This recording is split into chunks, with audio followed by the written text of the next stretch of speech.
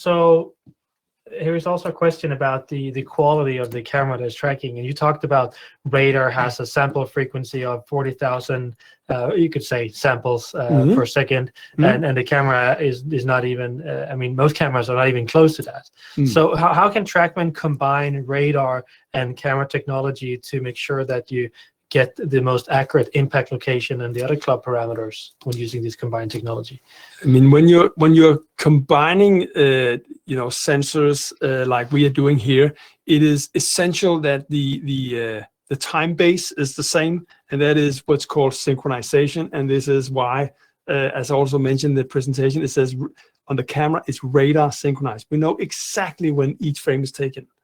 The other thing that is super important is that they are calibrated relative to each other, meaning if I have a given angle I measure in the radar data, I can actually see in the camera what is that in that specific pixel. So it's super important that they are time synchronized and they are calibrated relative to each other. That's something we have taken care of in the hardware design. Yeah. And then an interesting use case of the TrackMan. Yeah. If you take it down in the bunker, I mean, not only bring it the actual physical unit in the sand, but can you track the ball and with this sand splash and everything? And the club as well? Yeah. I mean, you can. I would say it's definitely one of the more challenging scenarios, and you have to sort of have a good field of view until the club goes into the sand. But yes, and actually we have had many customers who has been trying to do that and figure out. I mean, it's pretty interesting actually. What ball flight you're getting for this club delivery, and how much do you open the club? And a little bit of a different collision model. Maybe that's a separate session. We'll take it and friction with sand between the club and the ball and so on. But yes, it can be used for that. Yeah.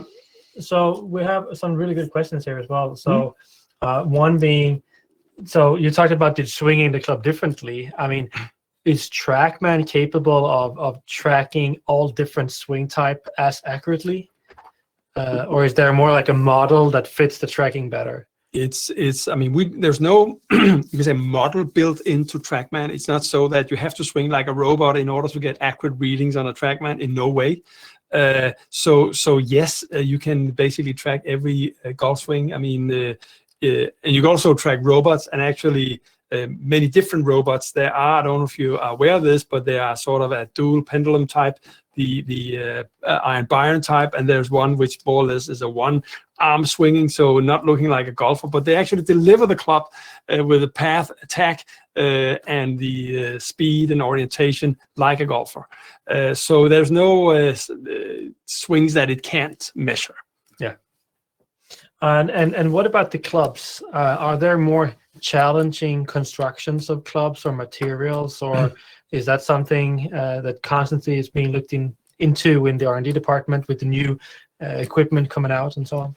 That's actually a very good question, because actually what you're saying there, the fact that equipment manufacturers sort of moved away from making metal woods being made of metal, but more composite materials, that actually created a challenge for the older TrackMan systems. And that's why we made the TrackMan 4. And the TrackMan 4 has two ways of addressing this. One is the dedicated impact radar, this high frequency, high resolution, but short range radar, where we see this separation of the heel and toe. That has helped tremendously on sort of not being sensitive to that. And then you can say the hammer on the nail, sort of to make it insensitive to this, is the optical tracking, where we basically are looking at the outline. So it's more like what you see with your eyes. Yeah. Having said that, we actually have a very close cooperation with all the major manufacturers. So we are actually making sure that actually pre-market often how their clubs is reading on TrackMan, to make sure that they know on beforehand exactly what they can expect, because when they go out on the tour, well, they're using TrackMan to measure on the tour players and try to fit the players. I mean, these players are the very first ones to get the new products. Probably not a surprise. Yeah. Okay, so we're going to keep the tempo high here. Yeah. So why is TrackMan reporting data at maximum compression? That's a good question, and I think there's also a little bit, unfortunately, room for misunderstanding by saying that, because when we're recording, let's start with club speed. We are only using pre-impact data for reporting club speed. I mean, as soon as the ball, you saw that on my slides, as soon as the club meets the ball, you will see a deacceleration of the club head. And of course, that deacceleration should not affect what club speed you're getting. So essentially, you can say in some way that the club speed is at first touch before there's any force impacted by the ball on the club head.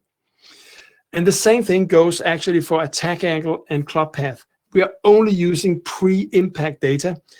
However, we are sort of referencing this as in the middle of collision. And I want to first of all stress that we are talking tiny little things. We're talking 0.2, 0.3 degrees of difference, whether the reading is referenced in time at first touch or in the middle of the collision.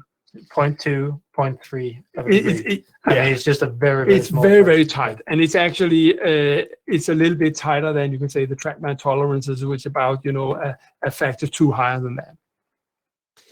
The reason we do that with the attack angle and club path is, I mean, essentially if you take the face angle, for example, where the face angle is essentially ever changing when the club has contact with the ball. So it's closing on its natural. If you hit it out of the center, if you impact the ball out on the toe, the club will be opening during the collision interval, this 1/2000th of a second. So you can say we're only reporting one face angle. So which one should we report? And the reason we have chosen on the face angle to go with that, as well as the club path and attack angle, and the same thing goes for dynamic loft in the middle of the collision, so max compression.